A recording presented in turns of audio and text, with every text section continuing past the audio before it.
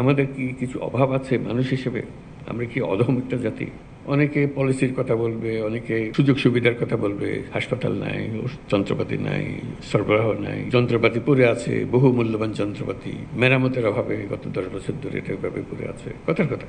এরকম বহু কাহিনী শুনি, বহু কাহিনী জানি। সেগুলো ওভাবে থেকে যাবে, যেহেতু আমরা আর কোনো প্রশ্ন তুলছি না এই ব্যাপারে। এটা সেটেলড ফ্যাক্ট, ওইভাবে হয়। আমাদের যারা উত্তরসূরি আসবে তারা ওইভাবে ধরে নেবে, এভাবে হয়। এভাবে হলে তার দেশ পাল্টায় না, মানুষ পাল্টায় না।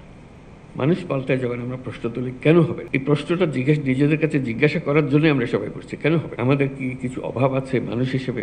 আমরা কি অধম একটা জাতি? যা কিছু আছে তা দিয়ে কি এর চাইতে ভালো কিছু করা যাবে না, এরকম মনে হয়? আমার তো মনে হয় না। আমার মনে হয় আমরা যেভাবে আছে সেটাকে যদি আমরা প্রশ্ন করি যে না, এইভাবে থাকবে না, আমি এটাকে অন্যভাবে করব। কারো সাহায্যের দরকার নাই, উপরওয়ালার দিকে তাকিয়ে থাকতে হবে না, নিচেরওয়ালার কাছে তার কোনো বিশেষ সুবিধার কথা বলতে হবে না।